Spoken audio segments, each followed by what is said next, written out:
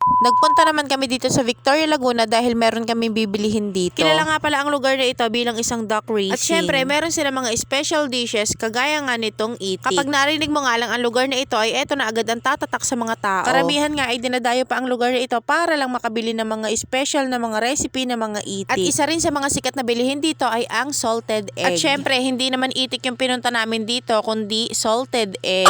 So ayan, bali nakarating na nga pala kami dito sa isang sikat na bilihan dito sa Victoria, Laguna ng mga kinulob na itik at iba't ibang mga recipe ng mga itik at syempre ang ating mga salted egg. Kinailangan nga lang namin bumili ng salted egg dahil meron kaming paggagamitan dito. So ayan, dito nga para sa mga gustong pumunta dito, ayan, marami pa kayong pagpipilian dito na pwede nyo mabili talaga ng mga special. Isa rin nga pala ito dito sa Victoria, Laguna na lugar na kung saan pwede ka dito mamili at dito talaga ay maraming dumadaya para lang bumili ng mga ito. Kung titignan mo nga lang ay napakasimple lang nitong lugar na ito pero pag naman napuntahan mo ay napakadami talagang nabili dito. So eto na nga pala yung mga pinamili namin ng mga salted egg dito sa Victoria. So lahat nga pala ng nakita nyong hawak namin na salted egg ay hindi amin yon. Bali, eto nga pala yung pinuntahan namin ditong lugar. Eto yung isa sa kilalang sinasabi ko sa inyo na pinupuntahan ng maraming tao din dito. After nga nito ay bumiyahe na ulit kami pa uwi ng Papa ni Kiara. Meron pa kasi kaming bibilihin ng Papa ni Kiara kaya ayan, nagmamadali na kami pa uwi.